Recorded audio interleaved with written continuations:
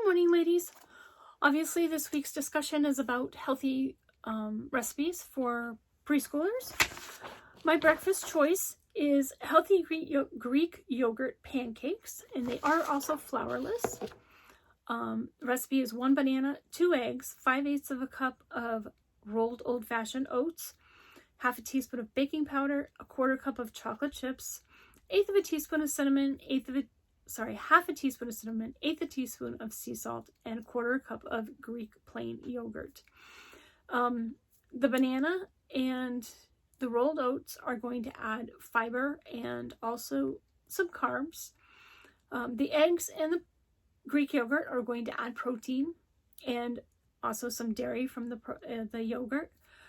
The chocolate chips are just a fun way to get your kids to eat them. You can remove the chocolate chips and add blueberries or strawberries or any kind of berry. I love strawberry banana pancakes, but I'm not a kid anymore, so, you know. Anyway, you're just going to cook them like you would regular pancakes. Like I said, they are gluten-free or flourless. So if you do have gluten intolerance in your family, just make sure you're getting the gluten-free rolled oats and you'll be good to go. My lunch recipe, and you can add some turkey, bacon, or sausage just to bump up the protein a little bit, because the more protein you have, the more satiated you're going to stay throughout the day until your next meal. Butternut squash macaroni and cheese is my recipe for lunch.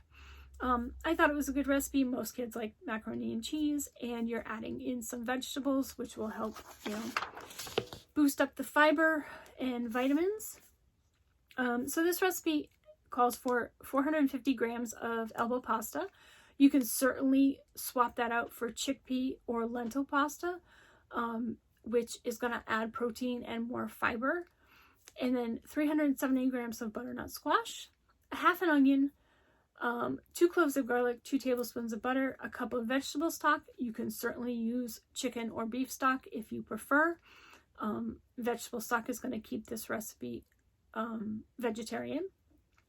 Half a cup of almond milk, 8 ounces of cheddar cheese, a 1/4 teaspoon of black pepper, half a teaspoon of Himalayan salt or whatever salt you prefer. Just adjust the amount if you're using table salt, because there is a difference in the sodium content. 3 sage leaves and 2 stems of thyme. And I'm not going to go through all the directions because I'm already coming up on 3 minutes, and this is supposed to be a 3 to 4 minute video. But the fiber content in this is 4 grams of fiber, 14 milligrams of vitamin C, 7,151 international units of vitamin A, 2 milligrams of sodium, 347 milligrams of calcium, 435 milligrams of potassium. The sodium is a little high at 654, but if you get a low sodium broth, it'll probably bump it down some. And let's see, 20 grams of protein, which is pretty good in a full serving. Obviously, a child is not going to be eating a full serving of this, but even if they're getting, 1/4 of a serving, they're getting like 5 grams of protein, which is pretty good. My dinner recipe is air-fried chicken nuggets. What kid, especially preschoolers, doesn't like chicken nuggets? And you can even take a couple of these and add them to the macaroni and cheese for lunch.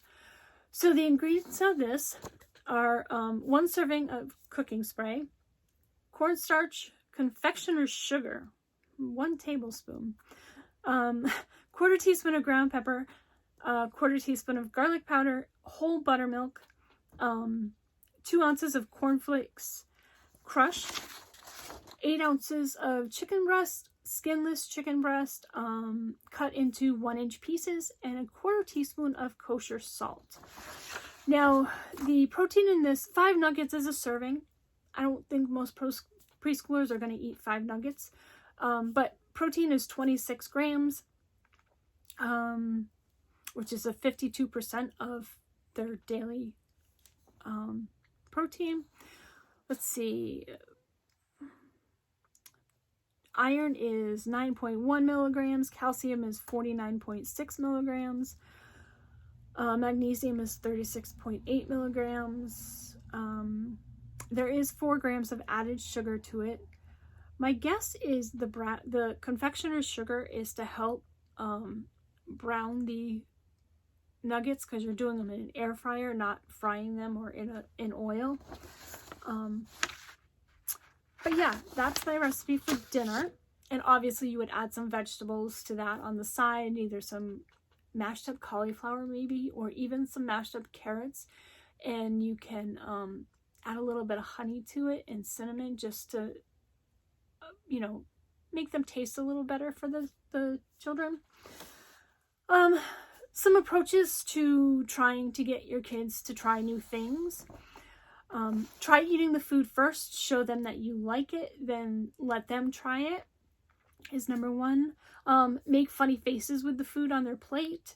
It may help them get excited to eat it, and even have them in the kitchen with you. You know, they may not be able to help you prep anything, but if they're watching their food being prepped and cooked, they're more likely to want to eat it, you know, and maybe get them involved a little bit. Obviously, they can't wield knives, but, you know, get them involved a little bit and have them help you. And if they're getting their hands into it and involved in what they're making for dinner, they may be more apt to eat it. Give them a choice of different foods to try. Let them decide which one to try that day. And serve new foods with foods you know they like. So like, if you know they like the chicken nuggets, then serve something new with that, you know, like the carrots or the squash, cauliflower. I guess that's it for my video. Sorry, I've gone over the 3 to 4 minute mark, but I couldn't do it any shorter. Have a great day, guys.